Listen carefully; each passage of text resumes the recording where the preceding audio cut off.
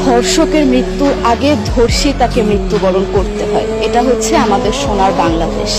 একজন ধর্ষকের জীবনের মূল্যটা এত বেশি যে তাকে ফাঁসির মঞ্চে দাঁড় করা যাবে না। আমরা বাংলাদেশে কয়জন ধর্ষকের নাম জানি যাকে কঠোর থেকে কঠোরতম শাস্তি দেওয়া হয়েছে, যাকে ফাঁসির মঞ্চে দাঁড় করা হয়েছে? আমরা কি আদৌ কেউ জানি না।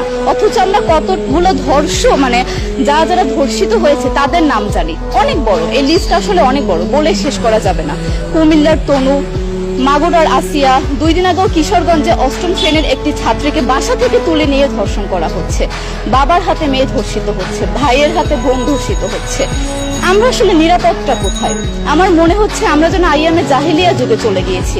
মাঝে মধ্যে মনে হয় এর থেকেও খারাপ সময় আছি আমরা, কারণ ওই যুগে মেয়েরা অ্যাটলিস্ট সম্মান নিয়ে মৃত্যুবরণ করতে পারত। জন্মের পরপর জ্যান্ত মাটিতে পুঁতে দেওয়া হতো, আর আমাদের ধর্ষণ করে নির্মমভাবে তারপর মৃত্যুবরণ করতে হচ্ছে।